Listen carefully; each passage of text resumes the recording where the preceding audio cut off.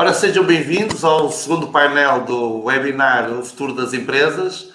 O meu nome é Adelino Cunha e dar as boas-vindas a todos aqueles que se inscreveram para estar aqui presentes e para assistir todo este conteúdo que acredito que vai ser valioso ao olhar para o painel de convidados que aqui está. Então, passaria rapidamente a apresentar quem está aqui e depois passaria a palavra a cada um para falarmos um pouco, para descreverem a sua função. Antes de mais, agradecer à Mafalda Cunha, que é vice-presidente da Associação Empresarial do Baixo Ave, e ao Frederico, que também está com ela, diretamente desde o norte, não é? Do norte do país, ao Marco Souta, que é o Managing Director da Grain Factoring, ao Ricardo Perdigão, que é CEO da Bionova Capital, ao Miguel Vonaf, que é responsável pelos clusters estratégicos do Banco de Santander, e ao Humberto Torres, que é um expert da Grank Renting. Muito obrigado pela vossa disponibilidade. Sei que a vossa vida é sempre muito ocupada e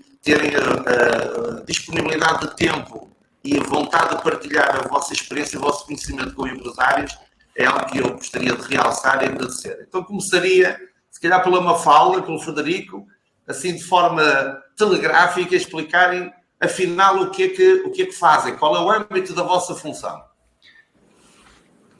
Eu vou tirar a máscara, o Frederico mantém-se protegido. Antes de mais, agradecer o convite da Solfit e do Dr. Adelino Cunha, da AF da Power, para estar presente neste evento, que é muito importante porque hoje em dia as empresas estão um bocadinho mais desligadas. Apesar de usarmos toda esta vertente digital, e foi uma progressão enorme que se conseguiu em Portugal e no mundo, mas de facto as empresas foram-se desligando um bocadinho, porque todos estes momentos são importantes para partilhar informação e para construir soluções de futuro em conjunto.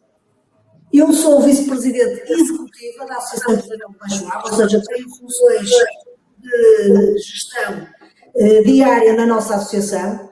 Lidamos com empresas, temos 20 anos de trabalho neste momento, temos a nossa sede na Trofa e trabalhamos a partir da Trofa, mas trabalhamos com empresas que se queiram associar, empresas essas que queiram ter negócio no Baixo Ave.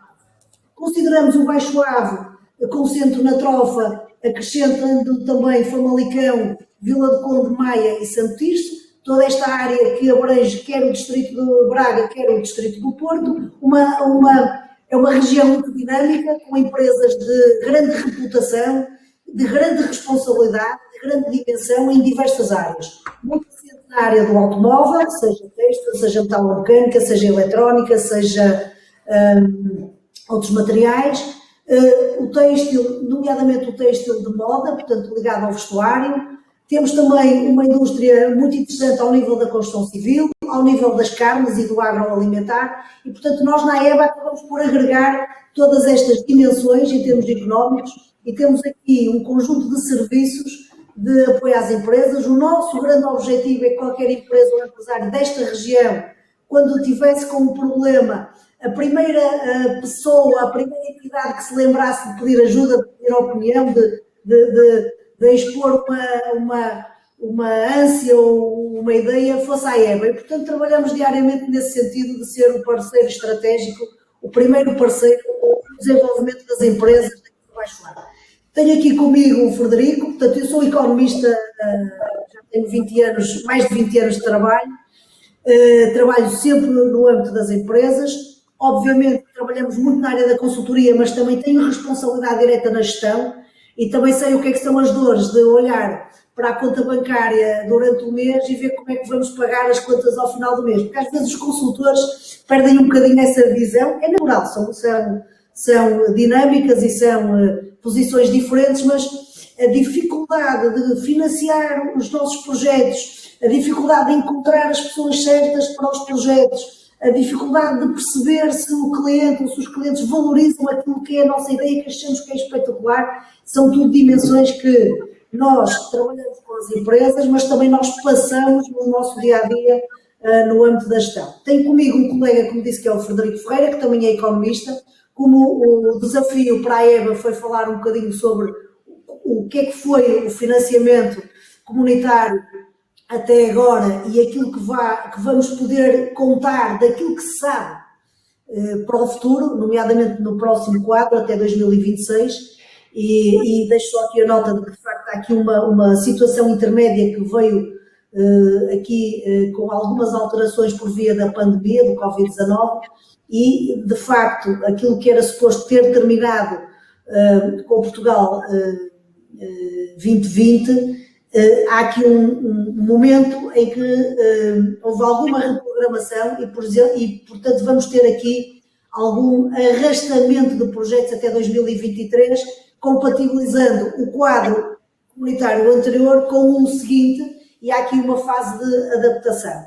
O Frederico é a pessoa aqui na AEBA, o Frederico Ferreira é a pessoa na AEBA que acompanha diretamente os projetos, e os empreendedores, quando cá chegam, normalmente chegam sempre com uma ânsia que está escrito aí em todos os sites, recebo e-mails todos os dias a dizer que há dinheiro, como é que eu faço para ir buscar? E, portanto, aqui nós fazemos o atendimento e normalmente depois o Frederico fica com a incumbência de trabalhar os documentos, os planos de negócio, para preparar as empresas para, de facto, poderem saber caso sejam enquadrados. Mas passava aqui um bocadinho só ao Frederico. O Frederico é o homem que faz a gestão das expectativas, não é? É logo o primeiro impacto, não é, Frederico? Muito bom dia. Eu às vezes sou o mal da fita, não é? Eu depois tento desmistificar o que é transmitido pelos nossos noticiários, pelas promoções que são realizadas pelas empresas, obviamente, e tentar ajustar as expectativas e ajustar os investimentos aos incentivos disponíveis.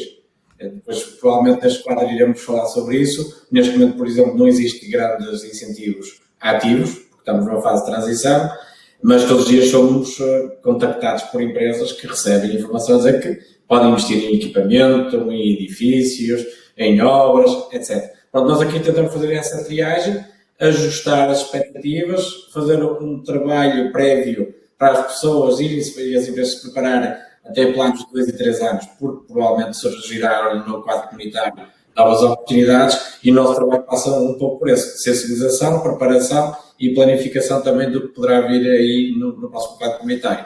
Mas agora passo a palavra aos Estados convidados. Mas já agora, só para meter com um dos convidados, que é muitas das vezes o que recomendamos como sendo mais ajustado, depois de fazer contas, é que vão à banca ou vão à Grenke para financiar alguns dos equipamentos e, portanto, fugimos um bocadinho do espectro do que é só o apresentável dos fundos comunitários. Muito bem. Muito obrigado. Marco, falar um pouco do que é a função do Marco e o que é que também fazem. Não tem o som, tem que ativar o microfone, por favor. Olá, obrigado. Bom dia a todos, bom dia a todos os participantes e membros do painel, e obrigado também pelo convite. Eu se calhar vou começar aqui um pouco pela minha área de formação. A minha área de formação é Contabilidade e Finanças, portanto a minha carreira é toda feita ligada à área praticamente financeira, com passagens pelo risco, e em 2009 abracei o desafio na Grenke, portanto mais precisamente na Grenke Renting, onde estive como Managing Director uma grande parte dos últimos 10 anos. A Grenke é um grupo financeiro alemão que está dedicado essencialmente ao financiamento especializado através das vertentes maioritariamente de renting e factoring, portanto, e com a chegada a Portugal desse produto, portanto, trouxemos alguma inovação, digamos assim, pela área de renting, não entrando muito aí porque certamente o Humberto depois fará o devido enquadramento, e há cerca de 2 anos aceitei o desafio de trazer um produto de factoring, portanto é um produto substancialmente diferente, para além de ser um produto regulado, e portanto o intuito deste produto efetivamente é apoiar a tesouraria das empresas, porque consiste essencialmente num financiamento às vendas efetuadas a crédito por parte das empresas, e temos conseguido com algum sucesso conquistar o nosso espaço. É um mercado obviamente mais populado do que o renting, digamos assim, mas a minha principal função é fazer o deploy deste produto e fazer crescer uma equipe à volta do produto de factoring e continuar a apoiar as PMEs como temos feito ao longo dos últimos, digamos, 11 anos, digamos assim. Portanto, numa forma muito breve, isto é a minha função e é aquilo que consiste o meu dia-a-dia. Muito obrigado, Marco. Já nos conhecemos há uma série de tempo. Até eu há bocadinho me confundi. Muito bem. Ora bem, de todos os presentes, a pessoa que eu conheço há mais tempo é este jovem chamado Ricardo Perdigão, não é? Que realmente tem sido um caso de sucesso e que nos deixa a portugueses sempre muito orgulhosos daqueles que vão privando com ele, e que hoje em dia é CEO da Nova Capital. Ricardo, pedia que falasse um pouco o que é que faz, qual é o âmbito da sua função e também o que é que faz a sua empresa. Sim, obrigado, Adelino, pelo convite e bom dia a todos os participantes e painel. Ora bem, Bionova Capital é uma spin-off do grupo Ovion. Nós até aqui há uns meses éramos conhecidos como Ovion Capital. Penso que a Ovion toda a gente conhece em Portugal, é uma das maiores empresas farmacêuticas com fábricas em Portugal, mas também nos Estados Unidos, Irlanda e China. E, portanto, é focado na produção de ativos farmacêuticos. Nós, na Bionova Capital, o que fazemos é investimento em capital de risco, e é um investimento que nós fazemos na área da saúde, somos especializados nessa área, e temos um âmbito europeu. Já investimos em 6 empresas, 3 em Portugal, 2 no Reino Unido e 1 em Espanha. E sim, a nossa equipa é especializada em saúde. Eu próprio formei-me em Bioquímica em Portugal, depois tive uma década nos Estados Unidos, na região de Boston, onde estive no MIT a fazer investigação, depois doutoramento na Universidade de Harvard. Voltei a Portugal com uma passagem pela Portugal Ventures e por outra grande empresa do Norte, que é a Bial. Cheguei aqui em 2019 e sim, falando um bocadinho do capital de risco e como é que isso pode ser útil às empresas. O capital de risco é uma ferramenta importante para projetos de base tecnológico que pode realmente fazê-los crescer muito rapidamente. Para os empreendedores tem a vantagem que o risco é muito baixo, portanto o risco está do lado do investidor, que pode perder a totalidade do seu investimento, mas o empreendedor nunca é chamado a essa responsabilidade. Portanto, isto é um acordo em que o investidor sabe que o projeto é de alto risco e está disposto a aceitar esse risco e investir no projeto, mas o empreendedor não tem esse risco. Claro que, para que isto aconteça, o projeto tem que ser muito promissor para poder compensar, pagar o risco do investidor. Mas depois podemos falar um bocadinho melhor de como é que normalmente o capital de risco aparece sempre associado a empreendedores, até jovens, mas é uma ferramenta que até empresas maiores podem usar, e eu depois até terei muito gosto em partilhar uma história em que nós investimos numa empresa já muito consolidada neste âmbito do capital de risco, que é um bocadinho menos conhecido, mas deixarei mais para a frente. Muito obrigado, Ricardo. Muito bem, Miguel Monaf, o representante de uma instituição de referência na área da banca, um grupo gigante e muito importante para a economia portuguesa. Gostaria que falasse um pouco. O Banco Santander, as pessoas têm uma ideia, mas era interessante também conhecer o âmbito da função do Miguel. Muito bem, muito bem. Eu tenho a vantagem porque acho que não há ninguém que não saiba o que faz um banco. Eu não preciso explicar. Gostava de dizer também que sou economista de formação e apesar deste aspecto que eu gosto de achar que é pouco amortizado, já trabalho aqui na banca há 30 anos, sempre ligado à área das empresas, portanto tenho aqui uma experiência significativa nessa área. Mas, ó Miguel, eu há aqui uma coisa que eu depois vou ter que saber, é como é que foi possível começar a trabalhar sendo tão pequenino. Porque trabalha há 30 anos e está com esse aspecto, nós depois de fora do workshop temos que saber como é que isso faz. Talvez os avós tenham mas de facto é isso que faço. Portanto, eu sou desde 2018 responsável integro o segmento de empresas do Banco Santander, sou responsável pelos clusters estratégicos. E os clusters estratégicos, neste momento, compõem-se pelo setor agrícola e agroalimentar, pelo turismo, pela saúde, pela economia social e no turismo incluo aqui também a restauração. Portanto, está bom de ver que eu tenho aqui uma vida um bocadinho bipolar, porque em alguns setores a vida continuou e é normal e os planos de negócio e as atividades seguiram de uma forma normal. Noutros, de facto, o desafio foi completamente diferente neste último ano e meio. Eu tenho essa vantagem de estar a assistir, quer junto dos nossos clientes e das entidades que os representam, quer junto das nossas redes comerciais, acompanhar de muito perto este efeito, este último ano e meio, que foi de facto uma experiência bastante desafiante e bastante interessante. E isto é o que eu vou fazendo nesta altura aqui no Santander. Muito obrigado, Miguel. Obrigado. Alberto, falar-nos um pouco do que é a sua função dentro, neste caso, da Grank Renting. Bom dia a todos. Antes de mais, obrigado pelo convite e pela oportunidade de estar aqui a falar das oportunidades, desafios no que diz respeito às fontes de financiamento. A minha função é analista financeiro, responsável de risco da Grank Renting em Portugal. A Grank Renting é especialista no renting de small ticket, mais focado no equipamento tecnológico. É um produto que tem vindo a crescer em Portugal, tem várias vantagens, como as rendas fixas, a eficiência fiscal, a capacidade e a flexibilidade de alocar vários tipos de equipamentos, não pressiona rácios de capital e permite libertar outras fontes de financiamento para outros tipos de necessidades de liquidez.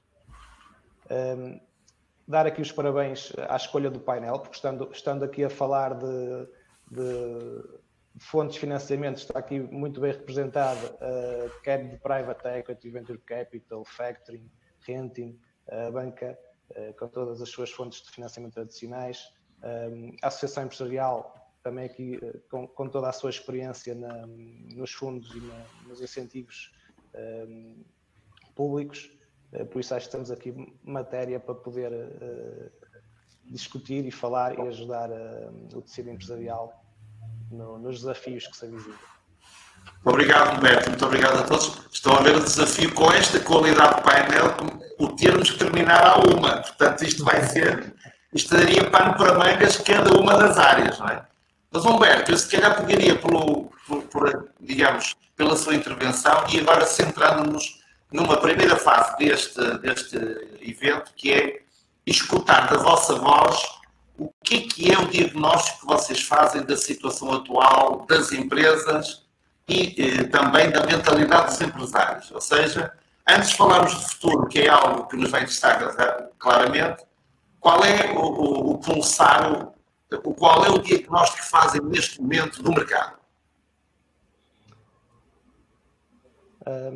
Nós sentimos e estamos presentes no mercado e muito próximos, quer dos nossos clientes, quer dos nossos parceiros, e de facto sentimos no ano transato o receio, o medo da incerteza e com a pandemia e o lockdown, portanto uma série de investimentos que estariam em cima da mesa e para avançar e que basicamente ficaram retidos à espera de novidades e de como é que o mercado se iria desenvolver. Mais recentemente, agora no início do ano, março, abril, já se sente alguma abertura e o mercado a reagir de forma positiva às novidades e ao abrir da economia. E daí, portanto, passar e fazer este shift desta abertura, deste receio para, no meio de todas as incertezas que ainda existem hoje, começar a trabalhar e a tentar adaptar-se ao novo normal e começar a puxar os investimentos estratégicos, portanto, aqueles que eram imediatos continuaram a aparecer e a ter que ser realizados, aqueles mais estratégicos, de maior dimensão, se calhar ficaram um bocadinho mais parados durante uns tempos e agora começam a surgir novamente. Muito bem, muito obrigado. O Miguel tem acesso a múltiplos setores, não é? Como dizia há um bocadinho, que apresentam realidades diferentes. O que é que seria assim o diagnóstico que faria da situação atual? Eu, como disse há pouco, a crise não foi nem longe nem de perto igual para todos. Portanto, se em março de 2020 assistimos a uma quebra em todos os setores, portanto, era algo que era completamente desconhecido, não sabíamos ao que íamos, um ano depois é possível perceber, de facto, quem perdeu e quem mais perdeu, ou até quem ganhou nesta crise. Portanto, é este o ponto em que estamos neste momento. Houve setores que foram clarissimamente afetados, só foram meses infindáveis sem faturar, outros em que a pandemia não provocou grandes sobressaltos, nem na sua atividade, nem mesmo nos seus planos de investimento, e a vida continuou de uma forma relativamente normal. Portanto, o setor agroalimentar que eu referi há bocado, diversos setores da indústria, mesmo o comércio a retalho, muitos projetos foram acelerados, não é? E os seus planos de negócios foram acelerados, motivados por um processo, por exemplo, de transformação digital, muitos pequenos negócios surgiram, outros se reinventaram, o investimento foi acontecendo. Nestas coisas, há sempre um número apreciável de empresas que, em contexto de crise, se sabe reinventar, se consegue reinventar, tem condições para o fazer e que acaba por transformar essas ameaças em oportunidades. Portanto, uma crise gera um contexto que é, obviamente, desfavorável, mas acho que nunca determina um destino. Portanto, uma empresa não está destinada à crise a morrer, portanto, está destinada a ler bem o seu contexto, a perceber como é que o pode adaptar e como é que se pode adaptar e criar ela própria, na medida possível, o seu destino. Mas ninguém tenha dúvidas que esta crise implicou uma enorme destruição de riqueza e prejuízos muito significativos.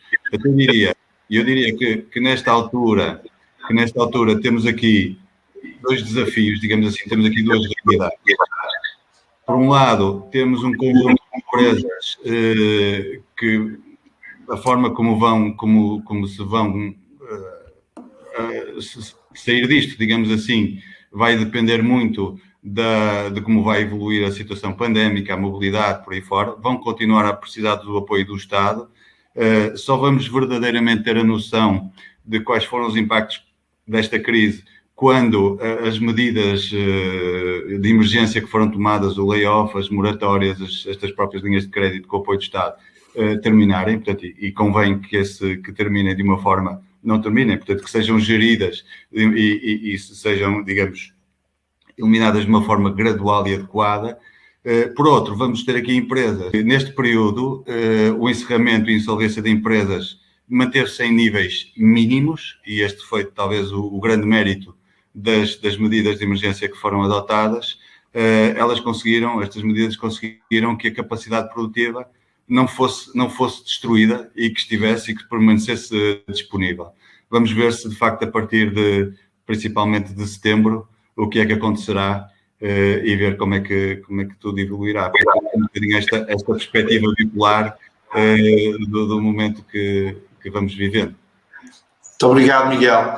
Ricardo, até porque aqui poderia ser também interessante se puder trazer para a mesa, dado que algumas das empresas que podem estar a assistir também têm clientes noutros mercados, e, portanto, não é apenas a realidade portuguesa, mas também a realidade dos seus próprios clientes, e com a visão que o Ricardo tem, que é uma visão também internacional, aliás, à semelhança, de todos os que estão aqui, porque de alguma forma ou de outra têm contacto com aquilo que acontece noutros países. O que é que o Ricardo tem como diagnóstico do que se vive neste momento? Ora bem, falando aqui do meu setor da saúde, eu diria que até foi dos menos prejudicados com esta pandemia, porque realmente trouxe à luz de toda a gente a importância de se investir em saúde. Portanto, o meu trabalho ficou realmente até facilitado, porque as pessoas percebem realmente a necessidade de se investir, às vezes com décadas de avanço antes de termos novos medicamentos no mercado. E se antes era pouco discutível a importância de se investir em saúde, agora acho que ficou claro para todos, até a nível europeu e de apoios europeus, que as startups realmente têm que ser muito apoiadas, porque quando há uma situação de emergência médica, depois não é em poucos meses que se conseguem as tecnologias. Por exemplo, estas tecnologias das vacinas, que se conseguiu num ano fazer uma vacina, só se conseguiu porque se investiu 20 anos atrás a nível universitário e em biotechs. Só assim é que se consegue depois num ano em fazer uma vacina. Portanto, estas coisas não acontecem por acaso e é preciso muito investimento.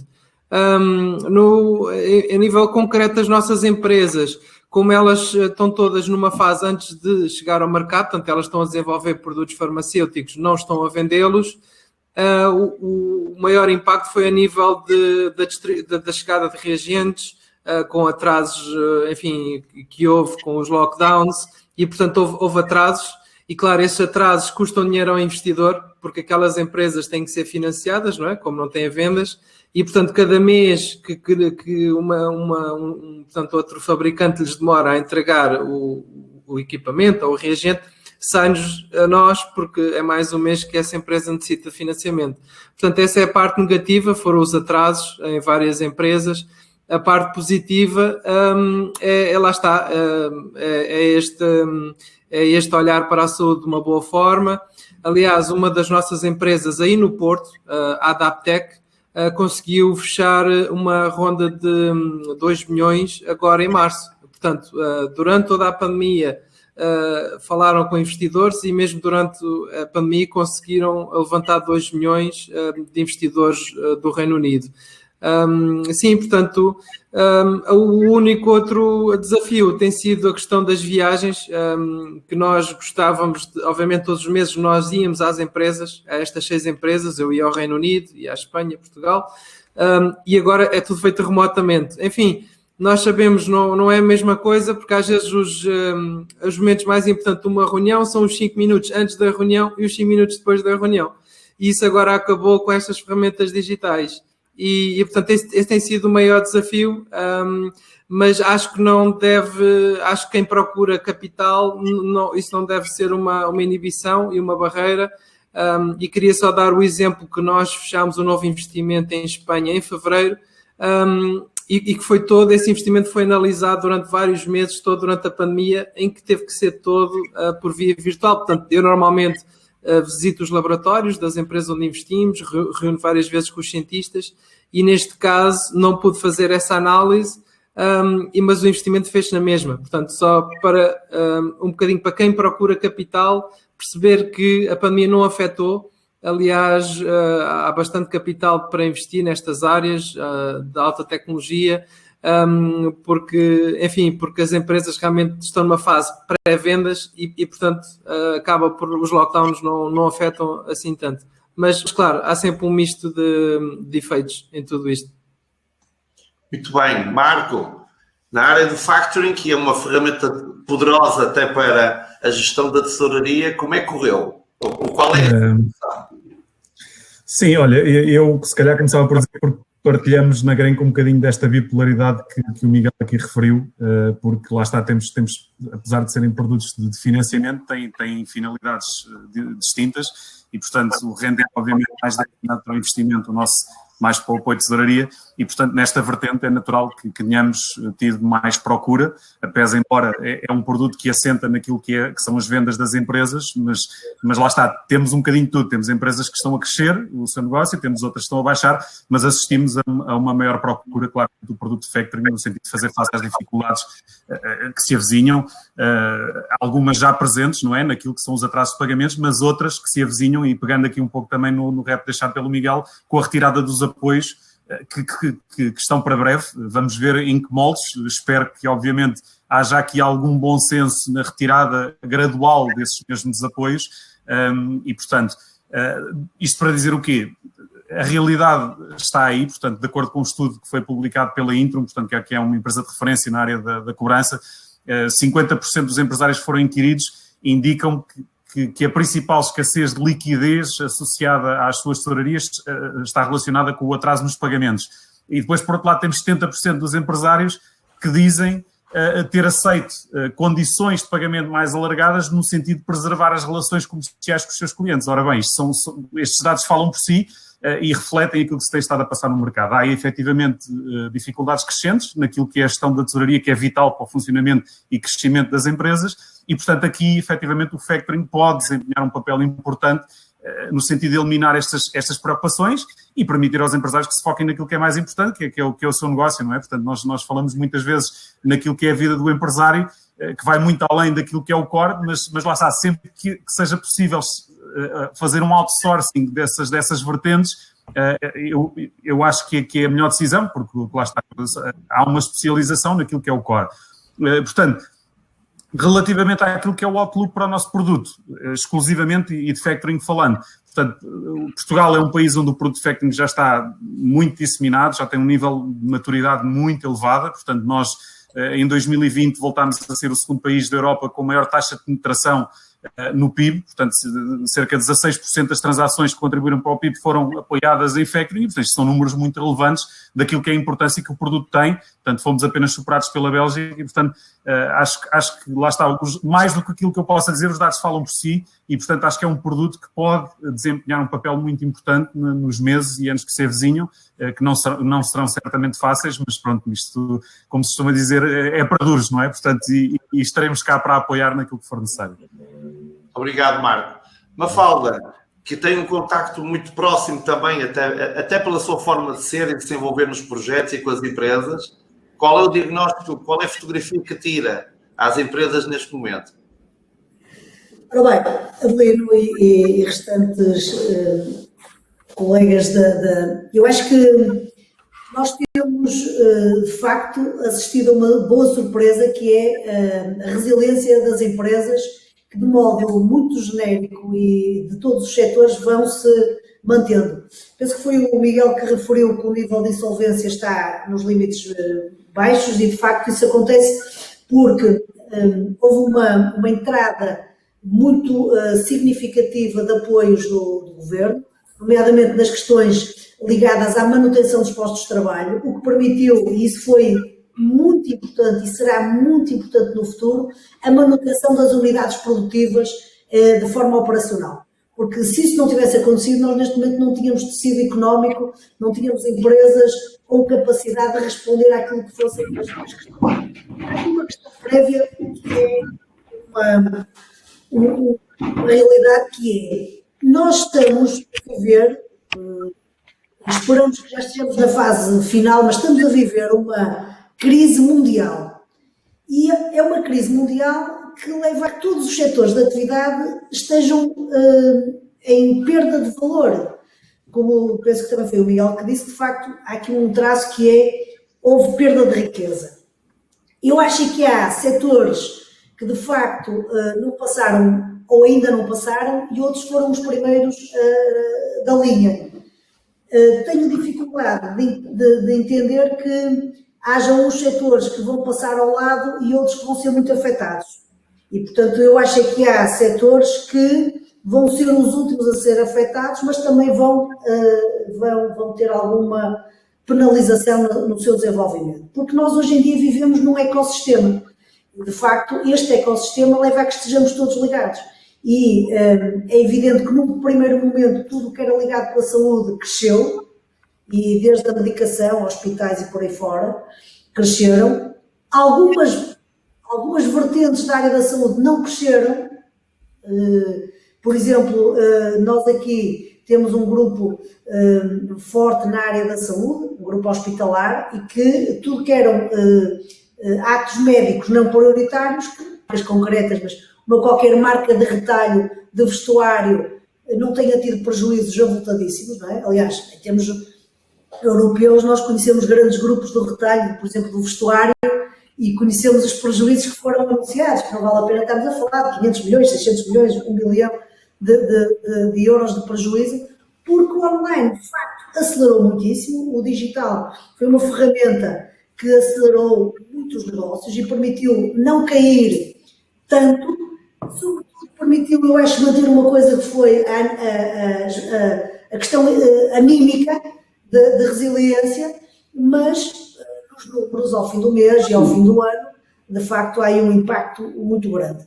Impacto esse que ainda ninguém sabe muito bem o que é que vai acontecer. E, portanto, numa ótica de presente, o que nós vemos é o agroalimentar, o retalho, tudo o que tem a ver com o retalho na área da Eureka, por exemplo, do setor agroalimentar, caiu muito. Houve empresas que até não foram capazes de sobreviver nem com os apoios do Estado e, em alguns casos, até houve um reforço de volume de negócios e de negócios.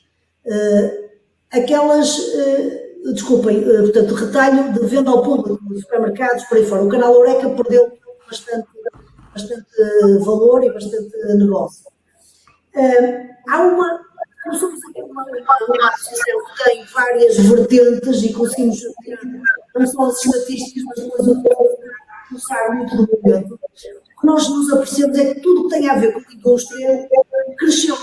É curioso. E cresceu porquê? Porque parece que as estatísticas e os números macroeconómicos e as monitorizações começam-nos a dar essa evidência que uma substituição de produção dentro do mercado mundial, ou seja, havia muitos produtos produzidos noutras geografias que hoje em dia estão a ser produzidos na Europa. E como nós em Portugal ainda tínhamos um tecido industrial relevante à dimensão do nosso país, essas encomendas foram cá colocadas, estão a ser satisfeitas e nós vemos empresas da área da metalomecânica, da área do têxtil, da área dos estofos, sei lá, tudo que tem a ver com a indústria, de facto, muito dinâmicas, que só não crescem mais, ainda ontem comentava isso, não crescem mais porque não têm mão de obra no momento e têm dificuldade de se comprometer portanto, a mais longo prazo. Num curto prazo é tudo mais fácil de se decidir, as coisas estão muitíssimo imprevisíveis e, de facto, há esta dificuldade de um comprometimento a mais longo prazo. Portanto, eu acho que é importante percebermos que todos os setores são afetados, na minha ótica e daquilo que vejo. Aquela esquizofonia que alguém falava, de facto, está tudo um bocado diferente do habitual. Hoje em dia nós assistimos à falta de matérias-primas, que era uma coisa que para nós nem era um conceito de considerar na nossa vertente de gestão das empresas e dos negócios e dos projetos. Os preços estão super flutuantes, e, portanto, nós vemos matérias-primas no dia-a-dia em que o fornecedor diz: olha, o preço é este, mas só consigo garantir 8 ou 15 dias, e se for mais do que este horizonte já não posso garantir preços. Portanto, isto é transversal, é desde o papel ao plástico, às borrachas, às espumas, ao tecido, portanto, é transversal. Em alguns setores os preços cresceram mais do que noutros, portanto, essa grande dificuldade e a logística, de facto, de trazer as coisas. Também houve uma peripécia que acabou por interferir, não temos noção do quanto interferiu, mas aquela peripécia do canal de Suez acabou por também, aquele barco que ficou encalhado, acabou por também criar aqui um efeito em termos desta vertente que estou a falar da gestão das matérias-primas. Eu posso-vos dizer que no início deste ano tive algumas empresas que me ligaram a pedir se eu tinha conhecimentos em fornecedores de algumas matérias, porque senão tinham que parar a fábrica, não por falta de encomendas, mas por falta de matérias-primas. E, de facto, isto é tudo diferente do que era habitual na nossa dinâmica e no nosso dia-a-dia. Portanto, e tentando ser um bocadinho mais concreta na vertente que me pedem, portanto, isto é a minha sensibilidade do económico, do terreno do dia-a-dia. Alguns setores foram um bocadinho prejudicados nesta lógica dos apoios, porque os modelos de negócio assentavam em premissas que agora o Estado não compensou. Estou a referir, por exemplo, à restauração, em que a restauração, a hotelaria, os apoios do Estado, nomeadamente para a manutenção dos postos de trabalho, assentavam em perdas de volume, de rendimentos e por aí fora, e portanto nem sempre foi fácil atestar e justificar os apoios que as unidades precisavam. Há uma vertente muito interessante de alteração, do ponto de vista, as empresas têm que estar muito atentas, que é as alterações dos padrões de consumo e as alterações dos hábitos, ou seja, tudo o que tem a ver com a restauração, nós alteramos os nossos hábitos de alimentação durante a pandemia. O que é que vamos ter no futuro?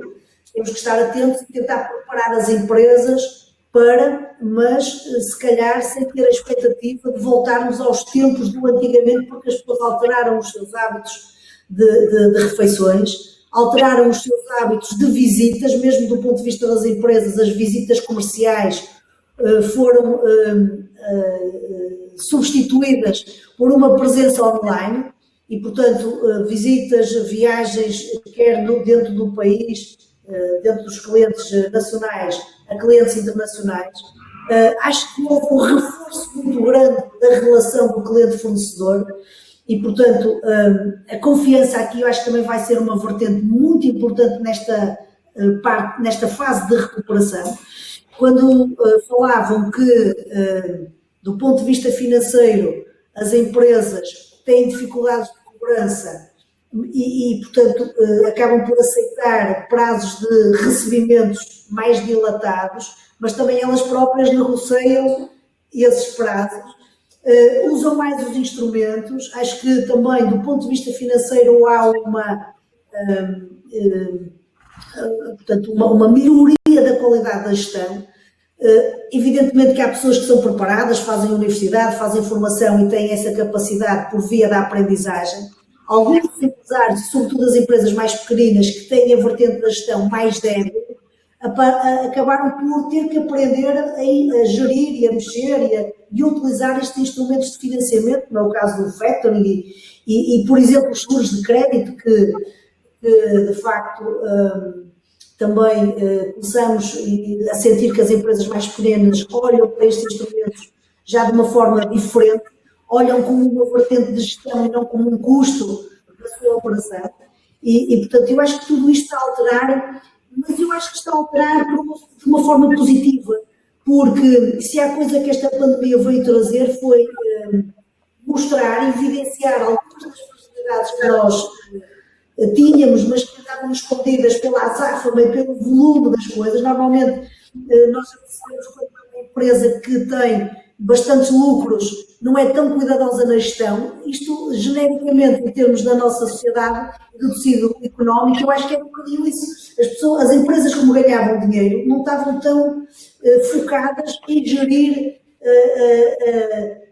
a casa de forma tão rigorosa. E eu acho que também esta pandemia veio-nos trazer essa questão ao de cima, e, portanto, veio-nos obrigar a ter um cuidado acrescido com esta questão da gestão financeira, porque o financeiro é um resultado operacional. Se a empresa produz bem e vende bem, mas não cobra, tem um problema. Se a empresa vende bem, cobra bem, mas depois não tem fornecedores, tem um problema.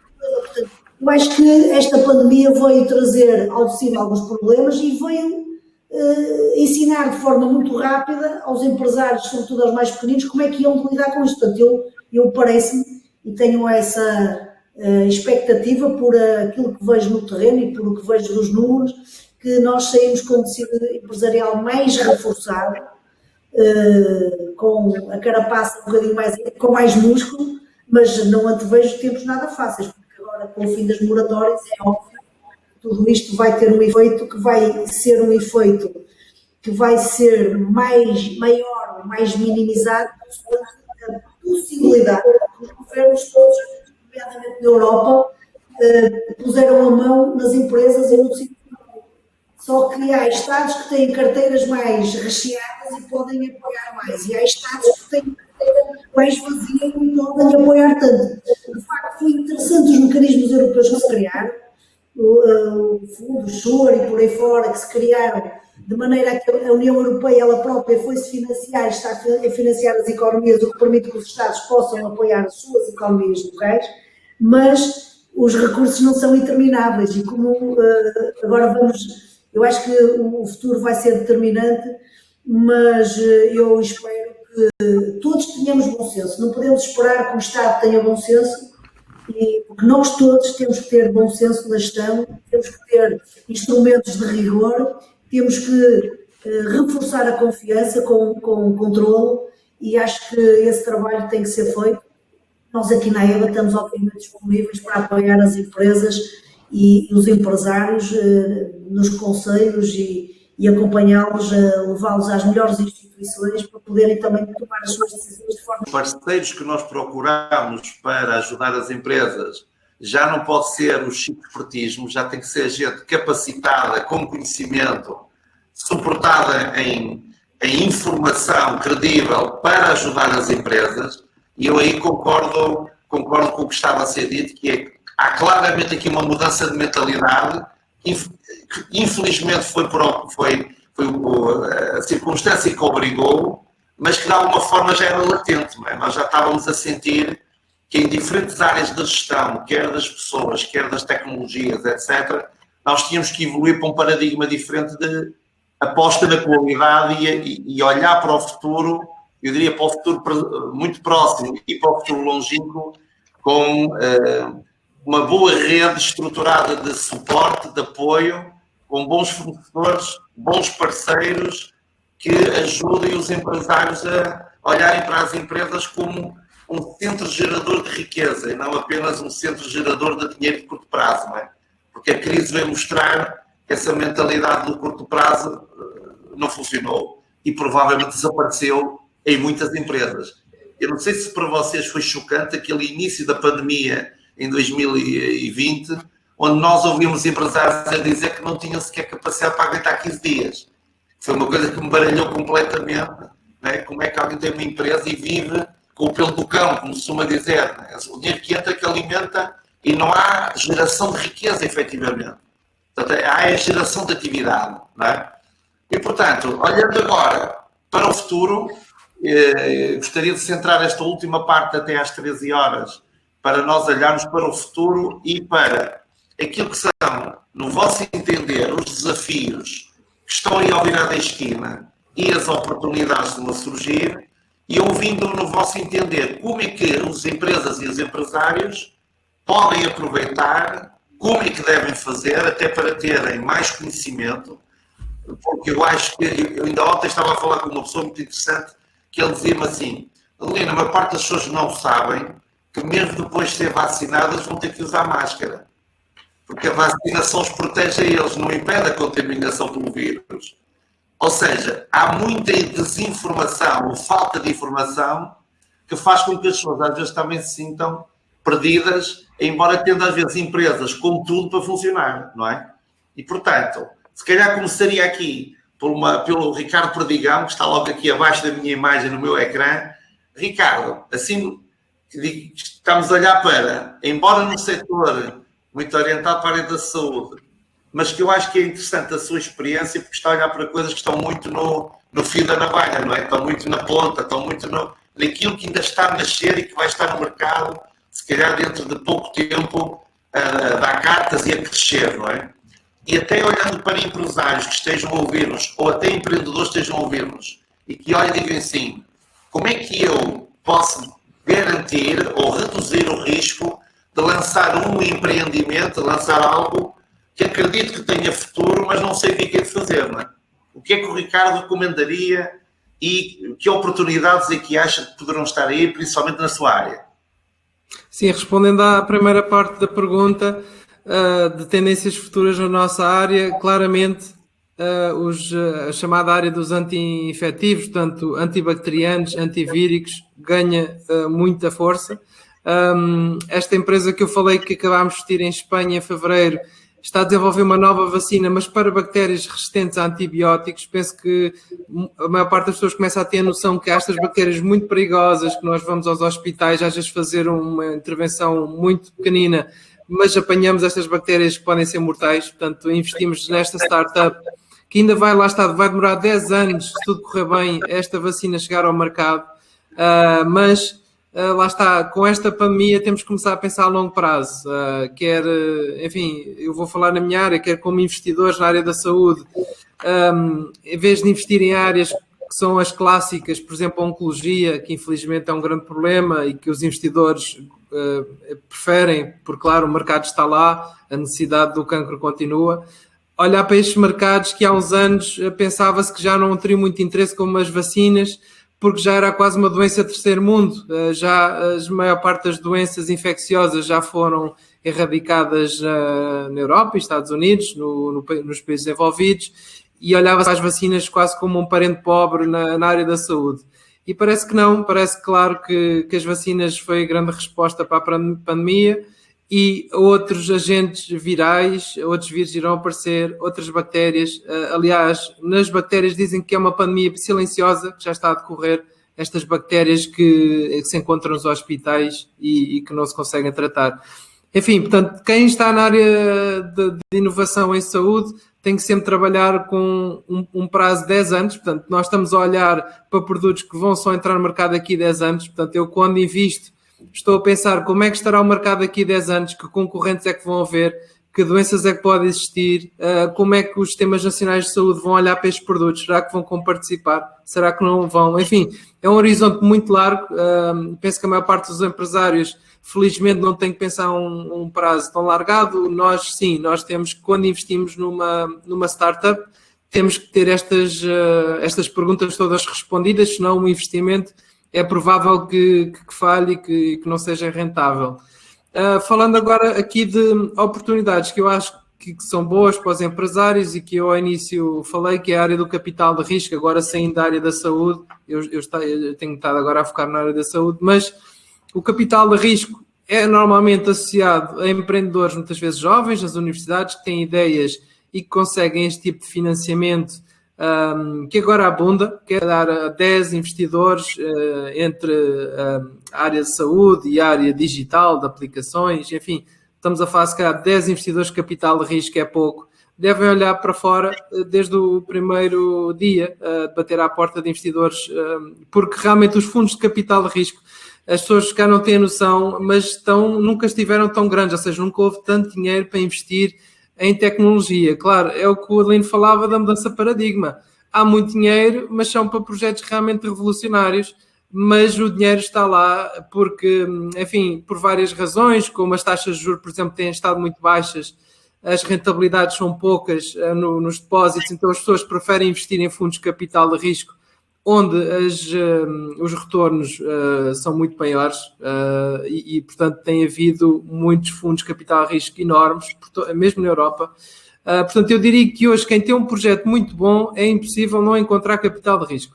Se não consegue, é porque tem que melhorar a qualidade da sua ideia, do seu produto, porque hoje realmente não há desculpa de que eu tenho uma grande ideia e não tenho investidores. Isso já não existe. Onde estamos, na União Europeia, já não existe. O que é ótimas notícias. Ia só falar um bocadinho do uso do capital de risco numa área diferente, que normalmente as pessoas não falam, em empresas já estabelecidas. E depois vou dar um exemplo. Portanto, empresas já estabelecidas, muitas vezes, durante a sua atividade, ou fazem uma inovação, numa determinada máquina ou aparelho, e podem, obviamente, criar um novo produto eles próprios. Outra forma é financiar este desenvolvimento fora da empresa com capital de risco, em que a empresa basicamente cria uma empresa à parte, onde esse protótipo vai e juntamente com o dinheiro do capital de risco inicia-se uma startup, uma spin-off e prossegue o desenvolvimento. Para a empresa tem muita vantagem, porque a partir dali já não tem que investir nem mais um cêntimo naquele produto que ainda não é um produto, muitas vezes é um protótipo, é uma ideia. E, portanto, é o investidor que leva para a frente. Se correr bem, obviamente, a empresa-mãe tem uma percentagem grande dessa spin-off e, portanto, vai colher frutos do trabalho que teve. Se correr mal, também não perdeu, porque quando começou, o que tinha era também um pequeno protótipo. E os investidores estão disponíveis para isto. Vou-vos dar um exemplo que há 2 anos nós investimos numa spin-off de uma empresa de biotecnologia alemã que foi exatamente isto, uma empresa de biotecnologia com mais de 20 anos que fez uma descoberta para um novo produto para feridas crónicas, estas feridas que não saram, que são muito perigosas nos diabéticos. E, portanto, a empresa não tinha interesse nem capacidade de levar aquele produto para desenvolvimento, para ensaios humanos. Como sabem, os produtos, novos medicamentos têm que ser, obviamente, testados em humanos, e isso é muito caro e demora tempo. E então, há 2 anos, nós entramos em contato com essa empresa e, portanto, o que fizemos foi isso. Criou-se, essa empresa tirou o produto para fora, para esta spin-off, onde ficou, obviamente, com uma percentagem grande dessa empresa, porque a inovação é deles, e nós e outros investidores financiámos. Portanto, na altura era um protótipo, digamos, e ao fim de 2 anos já essa empresa levantou mais de 10 milhões de euros, está atualmente no Reino Unido e está a começar ensaios clínicos neste momento. Portanto, é uma história de sucesso de como uma empresa já estabelecida, com 20 anos, tem uma ideia e consegue desenvolvê-la totalmente fora, com capital de risco e tem, obviamente, uma grande vantagem que, se correr bem, tem uma parte grande desses proveitos que virão. E sim, portanto, isto é algo que, à medida que até as empresas em Portugal começam a amadurecer e a atingir níveis tecnológicos maiores, muitas vezes podem ter em mãos desenvolvimentos muito interessantes, até porque a força de trabalho em Portugal está cada vez mais especializada e muitos trabalhadores podem até ter ideias inovadoras, o chamado entrepreneurship, portanto, o empreendedorismo dentro da própria empresa, e criar novas ideias que não tem que ser a empresa a subsidiar e a financiar o desenvolvimento desses produtos. Portanto, podem podem ir buscar dinheiro fora e desenvolver fora da empresa. E, portanto, é uma dica que eu deixo do uso do capital de risco para empresas maduras. Muito obrigado, Ricardo. E já agora, aproveitando esta dica, gostava de dizer o seguinte: obviamente que os empresários e as empresas que nos estão a ouvir, se depois quiserem ter o contacto de quem está aqui, por favor, entrem em contacto connosco e nós agilizamos para que se informem. E há aqui um dado que eu acho que é extremamente relevante, e estava a ouvir o Ricardo, e é muito a minha opinião, mas gostaria de reforçar. Às vezes não há razão nenhuma para eu não investir há algum tempo a informar-me, em vez de tomar decisões, principalmente num ambiente volátil como nós vivemos, apenas com o coração, não é? Ou apenas com o gosto. É muito importante a informação.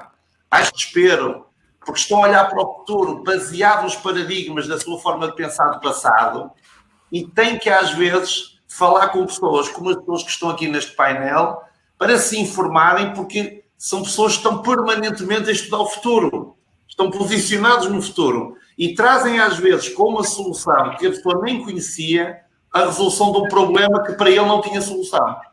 Portanto, a última coisa é o desespero. A coisa mais importante é a confiança e a fé no futuro, e depois trabalhar-se com pessoas que percebem da matéria. E, portanto, fica já aqui esta dica. Temos aqui pessoas que podem ajudar. A nossa Academia de Desenvolvimento de Negócios patrocina este evento. Também pode ajudar em muito que tem a ver com o pescoço para cima, como eu costumo dizer, para ajudar neste processo. Eu passaria agora a palavra ao Miguel. Obviamente estamos a falar de uma instituição com uma panóplia tremenda de serviços e de produtos. Quando olha para aquilo que é o imediato e o médio e longo prazo, que recomendações é que o Miguel Bonafo daria para que os empresários comecem imediatamente a preparar para o que aí vem? Sim, muito bem.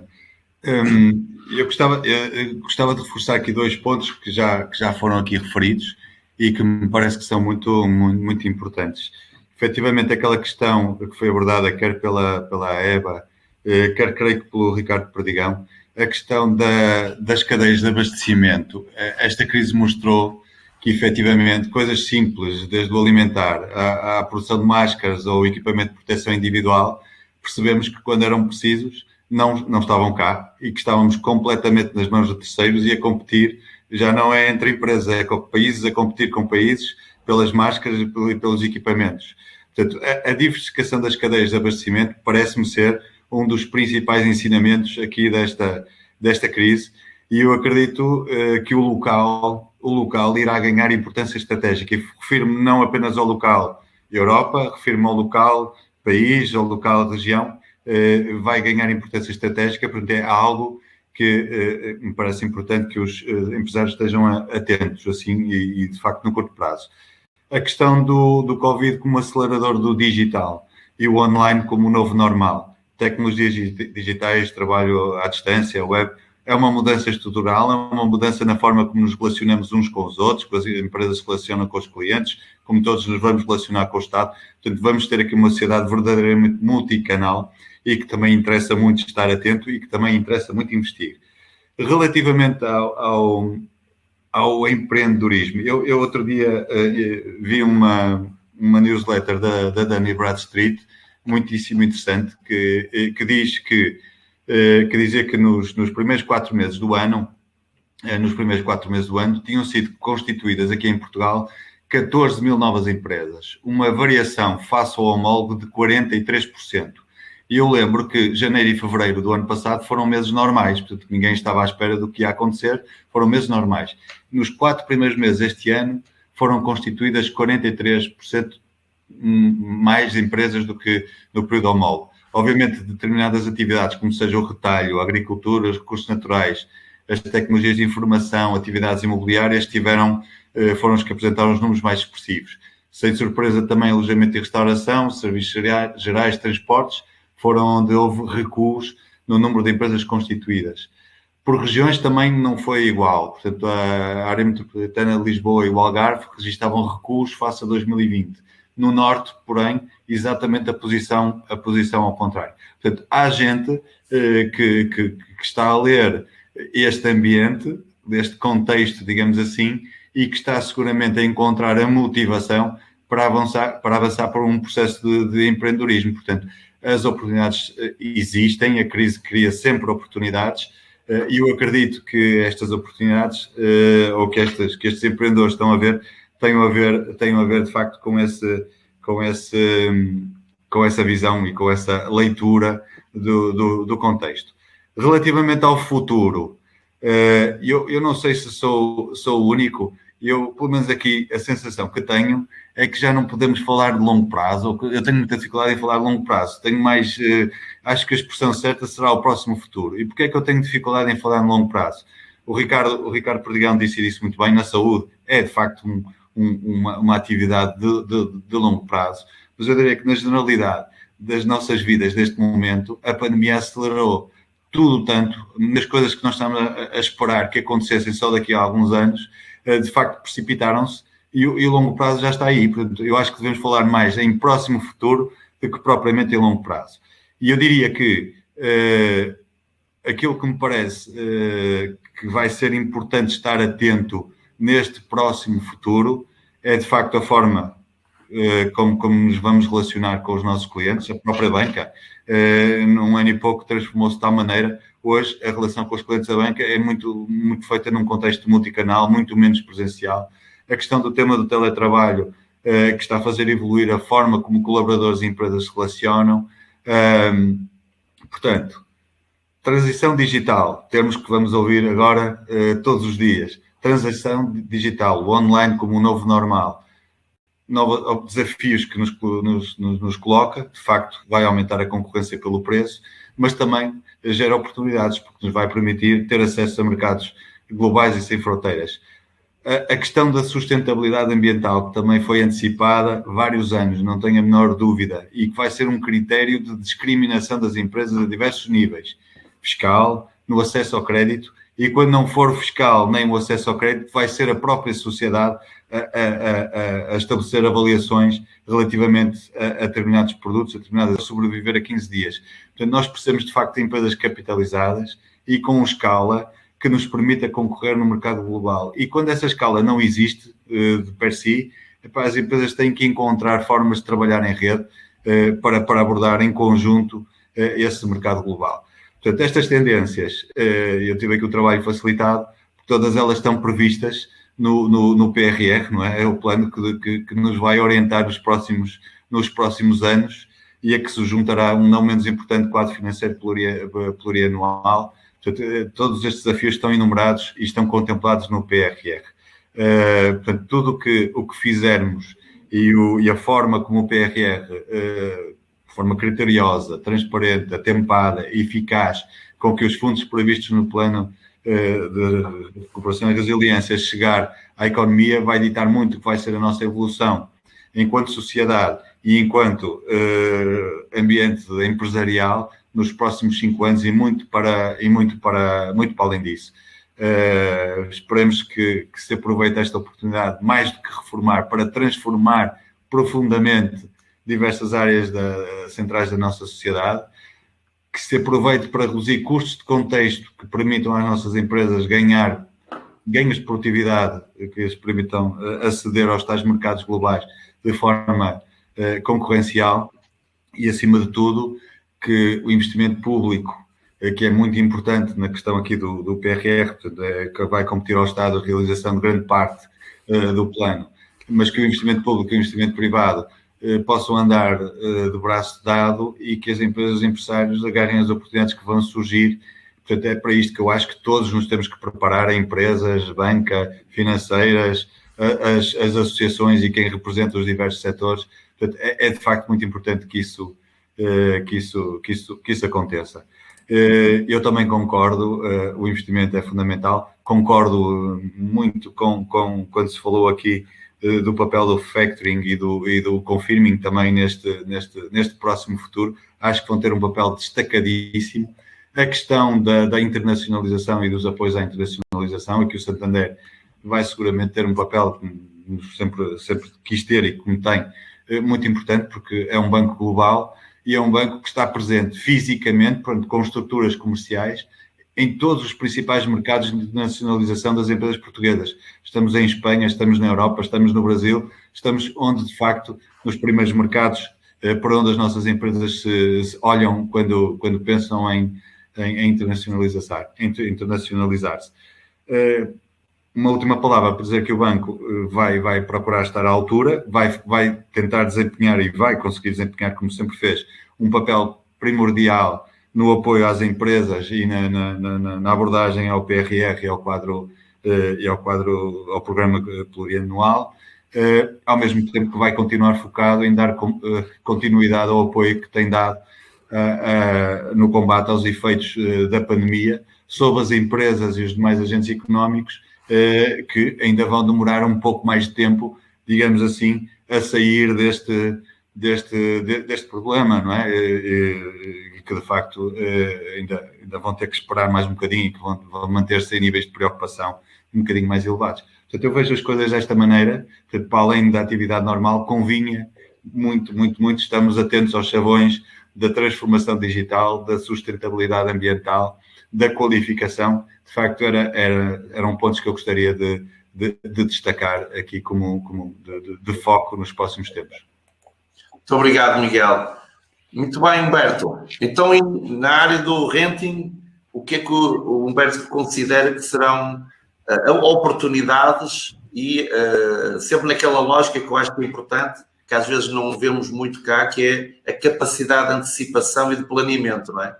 O que é que recomendaria às empresas e aos empresários que nos estão a ver e a ouvir? Falar de futuro é sempre falar de uma grande incerteza, não é? Claro. Eu diria que o grande desafio a longo prazo é garantir que tomamos os passos certos hoje para garantir que as empresas são fortes, sustentáveis, para que quando os desafios surgirem, os conseguimos transformar em oportunidades. O futuro de curto prazo, e aqui se calhar falando antes um bocadinho do renting e do papel que pode ter, todas estas tendências de transformação digital, do foco na inteligência artificial, automatização, digitalização, tudo isso, e pegando aqui no exemplo também que as empresas foram forçadas a transpor todos os seus colaboradores para o teletrabalho, todo o investimento que tiveram que fazer no equipamento para que as empresas e os colaboradores pudessem ser produtivos, o renting esteve cá a financiar e a apoiar as empresas nesse passo. A curto prazo, não querendo ser negativo, existem aí vários desafios em cima da mesa. Portanto, o fim das moratórias, o elevado endividamento que existe na economia e nas nossas empresas, o aumento da inflação que pode originar e pressionar o aumento das taxas de juros e o aumento do custo de capital, tudo isto vai pressionar a curto prazo a economia e o mercado, não é? Como é que podemos atuar e o que é que... É claro que isto são os pontos negativos, pensando aqui um bocadinho mais positivo, também olhando, há uma evolução positiva da pandemia, há uma retoma da economia, existem apoios públicos que estão a ser estudados e estarão brevemente disponíveis para apoiar e alavancar o crescimento e facilitar esta retoma. Como o Ricardo dizia, existe muito capital disponível, é uma questão de conseguir aproveitá-lo, procurá-lo e conseguir financiar todos os investimentos que temos em mente. Acho que um grande desafio é também tentar resistir a que estes incentivos públicos e acesso a capital, às vezes a fundo perdido ou a um custo reduzido, que definam os nossos investimentos e a prioridade da estratégia da empresa. Às vezes, se calhar, vamos atrás dos investimentos que são mais baratos e não fazemos os investimentos que são críticos e que garantem a sustentabilidade a longo prazo e que estaremos competitivos e fortes para ultrapassar as incertezas e os desafios do futuro. Portanto, eu acho que essa é uma grande... acho que temos de estar atentos a esse ponto e resistir a esta tentação de olhar para o que vem dos incentivos públicos, do plano e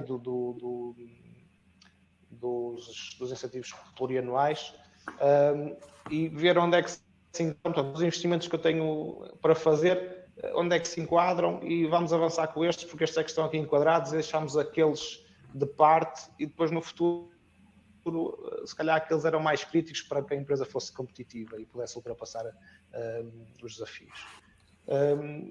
E por isso, aquilo que eu acho que devemos todos fazer é ter um pensamento estratégico, ter um pensamento a longo prazo, saber o que é crítico para cada empresa, cada empresa terá os seus pontos críticos e terá os seus investimentos a fazer, e garantir que não se deixam de os fazer por falta de capital. O capital está cá, pode não ser um incentivo, pode não ser a fundo perdido, mas existem outras fontes de financiamento e não são concorrentes. Portanto, acho que estamos aqui diversos players do mercado representados e nós não somos concorrentes, nós somos complementares.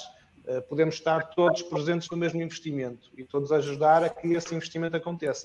E é um bocadinho nessa ótica que eu acho que devemos olhar. Dos investimentos críticos que temos que fazer, como é que os vamos financiar? Se não for tão imediato, ir à procura das soluções para que as coisas aconteçam e que no futuro, como estavam a dizer, não existam mais casos em que as empresas não se aguentem 15 dias. E o que é que tem a dizer aos empresários sobre o que é que aí vem e como se preparar?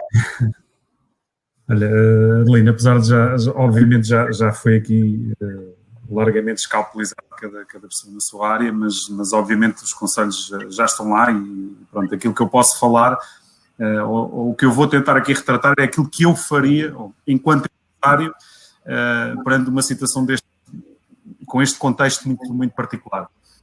E no fundo acho que há aqui uma necessidade muito grande. Muitas vezes fala-se no meio da tormenta, o capitão é aquela pessoa que estoicamente segura e leva o barco para a frente, sabendo que quando se está no meio de uma tormenta é difícil manter a calma, não é? Portanto, e manter o discernimento para efetivamente ter um pensamento estratégico e conseguir tomar muitas das vezes as melhores decisões. Mas eu acho que é fundamental parar ou encontrar alguns minutos, da mesma forma que alguns empresários encontraram tempo nas suas agendas para estarem aqui hoje durante 1h30 ou mais a ouvirem aquilo que nós temos para dizer, e eu acho que é fundamental olhar um pouco para dentro, para aquilo que são as estruturas.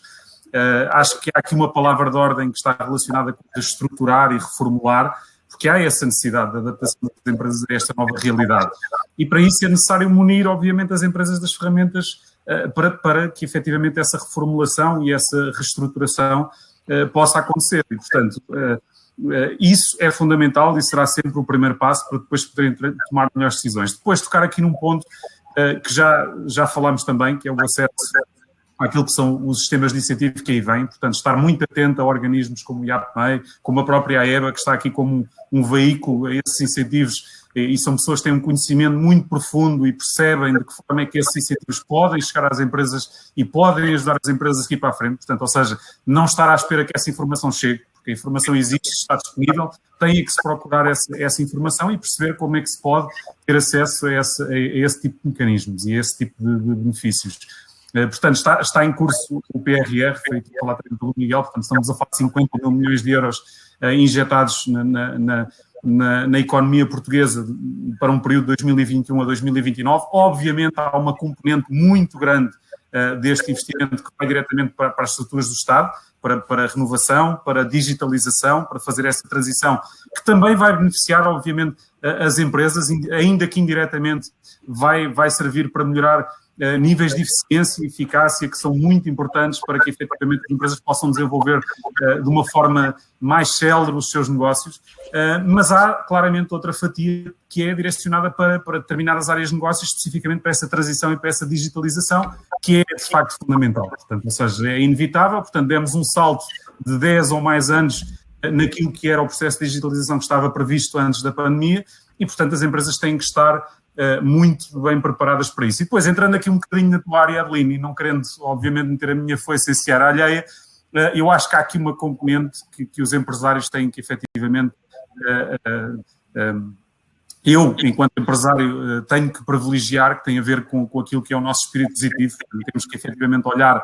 É mais fácil, se calhar, às vezes, perante estas dificuldades todas, e disseste aí bem, empresários que não têm fundos para subsistir mais de 15 dias, obviamente ninguém consegue ter um discernimento claro quando está perante uma realidade destas, mas efetivamente, e aqui a forma como nós encaramos e a nossa atitude tem um papel muito importante, ou seja, motivar as nossas equipas e ter essa capacidade de motivar os nossos recursos, que desempenham um papel fundamental no desenvolvimento das empresas daqui para a frente. Portanto, valorizar o que é bem feito dentro da própria organização, porque não é porque mudámos de contexto que de repente as organizações são todas más e são péssimas. Não, há muita coisa a ser bem feita, o contexto muda, torna as coisas mais difíceis, mas tem que se valorizar aquilo que é bem feito e aproveitar para reestruturar o que pode fundamentalmente ser feito de outra maneira, e isto de facto é fundamental. Não vou acrescentar muito mais àquilo que foi aqui dito, portanto, ou seja, eu acho que os empresários e os empreendedores, melhor do que ninguém, estão dentro dessa realidade, sabem o que têm que fazer, mas obviamente estamos a tentar trazer aqui algumas sugestões e efetivamente aquilo que é a nossa experiência pessoal, para que efetivamente possam ter aqui, ou sair daqui com pelo menos mais uma ferramenta nas mãos para enfrentarem uma realidade que não teve muito fácil durante os próximos meses e anos, ok? Muito obrigado, Marco. Mafalda, e para terminarmos, o que é que, naquilo que são as oportunidades e aquilo que a associação pode ajudar e aquilo que são as perspectivas até que o PRR vai trazer, o que é que sugerem que os empresários façam nos próximos tempos, não é? A começar a partir de hoje, porque o tempo urge, para poderem estar mais bem informados e preparados? Muito bem, Adelino. Eu terminaria esta intervenção pegando numa frase de uma senhora que se chama Elisa Ferreira. Ela é nossa comissária, foi minha professora da Faculdade de Economia. Eu gosto muito de ouvir e de facto são pessoas que nos acrescentam. E da última vez que eu ouvi a proposta destes temas, ela dizia o seguinte: investimento sem estratégia, qualquer investimento sem estratégia é sempre ineficiente. E, portanto, independentemente da definição, e hoje aqui até percebemos que o conceito de curto prazo, médio prazo, longo prazo, começa a ser também dispor e divergente. Uma determinada investimento sem estratégia é sempre ineficiente. E uma das coisas que ela também alertava numa comunicação que fez recentemente, que eu gostei muito, e que relembro aqui, que é: os fundos são os meios para se atingir um fim. Muitas das vezes, quando estamos a pensar em candidaturas, em financiamento, nós misturamos e perdemos este foco, que é: os fundos são um meio para atingir um fim. E nós não podemos inverter e passar a interpretar os fundos como o fim do nosso investimento. Ou seja, de facto, é público e os estudos evidenciam que a nossa economia ainda tem muitas debilidades. Uma das identificações das debilidades é que falta, por exemplo, investigação empresarial. Nós não fazemos, apesar do ao nível de Portugal temos avançado muito em termos de investigação e desenvolvimento nas empresas, ainda não conseguimos apanhar e acompanhar esse ritmo. Falta-nos ainda exportação de serviços intensivos em conhecimento. É uma das coisas que às vezes nós tendemos a levar às exportações, são bens transacionáveis e, de facto, os serviços de intensivos em conhecimento são importantes. Há ainda uma debilidade também muito grande nos investimentos e no registro de patentes. Há muita descoberta, muita inovação, muita criatividade das empresas que depois não é protegida e, de facto, esses investimentos são importantes. Nós estamos num processo em que estávamos em convergência com a União Europeia, ao nível do rendimento e, sobretudo, do rendimento per capita. A partir de 2008, deixamos a preparação de candidaturas. Deixo só aqui a nota de que tudo quando sejam candidaturas a apresentar no âmbito do PRR, da famosa bazuca, serão sempre investimentos que têm que ter em consideração a inovação, tem que ter em consideração a qualificação da mão de obra. É muito importante a qualificação da mão de obra e os projetos que integrem esta vertente. A integração tecnológica nos processos produtivos, que muitas das vezes não é fácil de fazer, demonstrar que são investimentos altamente reprodutivos do investimento. A vertente da especialização inteligente e das competências regionais também são muito valorizadas. Hoje o Miguel dizia aqui que, de facto, o Norte tem uma capacidade grande de regeneração do tecido empresarial, evidenciado pelos números que recebeu da BD Informa, da Ana Bradstreet, em que, de facto, evidenciava a capacidade do Norte na criação de novos negócios, no aparecimento de novas empresas, e isso também tem a ver com o contexto de especialização inteligente da nossa região. Os processos de incentivos depois têm que estar alinhados com essa estratégia. Mas, para finalizar, o Frederico aqui deixava uma última mensagem por parte da AEBA, naquilo que os empresários das empresas podem e devem fazer para começar a preparar-se para a bazuca, porque de facto são fundos muito avultados, são valores muito interessantes e que nos posicionam numa posição de vantagem face ao mercado ou não, consoante a nossa opção. Deixo só uma última mensagem para dizer: estes processos são trabalhosos, são processos morosos, são processos com muita exigência. Os empresários que estão a ouvir que não se deixem abater por essas exigências, porque nós aqui na AEBA estamos super preparados para aliviar essa carga, deixar o empresário fazer aquilo que gosta de fazer na sua operação, que nós tratamos de forma contida, porque também não temos por missão lucro. O nosso objetivo, fomos criados para ajudar as empresas, muitas das vezes forem abordados por entidades que prometem muitos e fundos, não tenham problema de nos fazer uma telefonema, nos pedir informação sobre a rentabilidade dessas empresas e sobre se as expectativas das informações são fidedignas e são reais, porque muitas das vezes não são. Mas passava aqui então ao Frederico para ele poder explicar um bocadinho melhor aquilo que eu estava a dizer. Os meus colegas de painel facilitaram muito o trabalho, porque falar nas áreas que... É tudo gente ao mais alto nível, portanto está a ver. Estou a ver que assim facilita muito e conseguimos falar todos a mesma linguagem. Acho que quem está a assistir também percebe que há uma sintonia, apesar de estarmos todos em organizações diferentes, temos que todos trabalhar em conjunto, e isso também é uma primeira recomendação que dou a quem se vai candidatar aos incentivos, porque, como a doutora Fala estava a explicar, tem que haver um planeamento, tem que haver uma estratégia.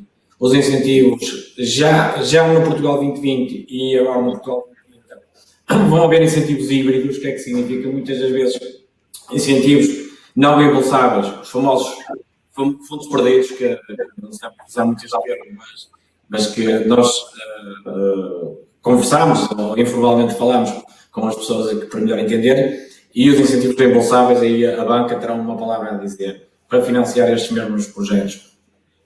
Temos aqui também fundos de investimento, no qual também podem ajudar e apoiar, muitas das vezes, a alavancar negócios, que depois podem candidatar-se a incentivos que podem surgir de uma forma mais coerente e mais pertinente e escalável, porque normalmente qualquer tipo de incentivo pretende que a empresa seja alavancada para mercados externos e para a internacionalização. Eu gostaria também de focar que os incentivos podem não ser só financeiros, podem ser também a nível de prestação de serviços, e aqui entrar também um pouco nos serviços que a AEBA presta. Nós, por exemplo, temos uma incubadora de empresas. Normalmente, para os empreendedores que vão agora iniciar os seus projetos, muitas das vezes não existe tanta facilidade em aceder aos tais fundos perdidos. Normalmente, os incentivos são muito baseados em serviços. Nós temos uma incubadora que se chama Espontrofa, no qual nós damos todo o apoio, por exemplo, a nível de planos de negócios, de planos estratégicos, para além das próprias instalações, onde já engloba um conjunto de despesas, como a internet, o serviço administrativo de Estado. Quer dizer, há um conjunto de serviços que nós já disponibilizamos e que é uma alavanca e um arranque que pode ser importante para quem está a iniciar o seu negócio. É diferente de estar a iniciar sozinho num escritório, num determinado edifício, e no qual não tem com quem partilhar as suas experiências, as suas dificuldades, os seus desafios, e numa incubadora de empresas como a Lense.Trofa, como existem outras incubadoras no país, já agora que tem o Dr. Adelino Cunha como mentor também, fazendo aqui também a promoção da nossa incubadora, e que realmente pode ser um primeiro incentivo também para essas empresas que estão a iniciar. Existem também programas de consultoria, não diria gratuitas, mas 90% financiadas. Nós aqui na Associação temos a formação PME, que pode ajudar empresas que já estão no terreno, e a nível de capitalização, a nível de internacionalização, no sistema de certificação da qualidade. Isto ainda estamos aqui a falar no Portugal 2020. Nós brevemente andamos todos a aguardar o lançamento do curso, que é o Inovação Produtiva, Com certeza, a maior parte das pessoas tem sido bombardeada com e-mails de empresas que elaboram este tipo de candidaturas. Foi promovido pela Ministra como provavelmente o último grande incentivo dentro do Portugal 2020. Isto será muito para a criação de novos estabelecimentos, ligado à indústria e ao turismo, criação de novos estabelecimentos, novos processos internos, novos produtos, aumento da produção. São tudo áreas que deverão ser focadas neste serviço. A doutora falou sobre projetos complexos. Exige sempre que a gestão das empresas, a gerência das empresas se envolva, ou pelo menos pessoas com capacidade de decisão das empresas, porque são elas que conhecem a sua estrutura interna, têm que apresentar de uma forma objetiva para onde é que querem ir, e essa informação é relevante nestas candidaturas. Existe também, aproveito para falar do CIFID, para quem trabalha em investigação e desenvolvimento, é um incentivo fiscal que em sede IRC pode ver ali reduzida a taxa ou o valor a pagar no final de cada ano. As empresas que desenvolvem novos produtos, novas soluções, novas tecnologias, pode ser imputado a recursos humanos, equipamento utilizado no desenvolvimento desses produtos. Isto são incentivos que estão atualmente em vigor. E depois, claro, vem a famosa bazuca, que vão ser transversais, vão passar por todas aquelas áreas que já aqui falámos, as qualificações, está a ser muito debatida, as questões ambientais, que foi o Miguel também falou nesta questão, que vai ser não tanto só pela obrigação, mas pode ser fator distintivo nas candidaturas que podem ser apresentadas. E a questão do financiamento. Eu vou só, para terminar, alertar as empresas que os incentivos têm que ser vistos como um prémio ou como algo que já há um planeamento interno, já existe, ou pelo menos, uma via para financiar esse projeto, e o incentivo pode ser ali algo que poderá fortalecer e até pensarmos em outro patamar. E estou a dizer isto porquê? Porque, para quem não tem experiência, principalmente, os incentivos são aprovados e depois é adiantado um determinado valor inicial. Normalmente as pessoas optam por essa vertente, 15%, 20% iniciais. Após receber os 20% iniciais, é tudo através de pedidos de reembolsos. O que é que isto significa? Isto pode estrangular a tesouraria. O Estado nem sempre paga a tempo e horas, como a maior parte de vocês devem saber.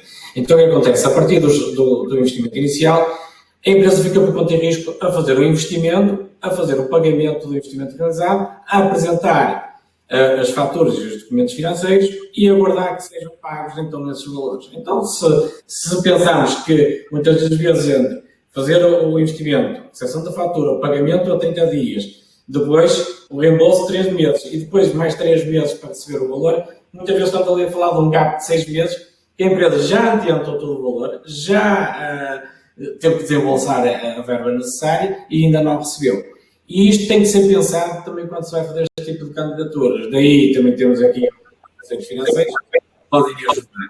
Não querendo alongar, porque também já sei que estamos em cima da hora. Qualquer coisa podem contactar-nos. Nós, como eu disse inicialmente, fazemos um enquadramento. As pessoas têm que pensar onde é que vão fazer os seus investimentos, quais são os objetivos dos seus projetos, e depois nós tentamos enquadrar nos avisos que existem a nível de candidatura.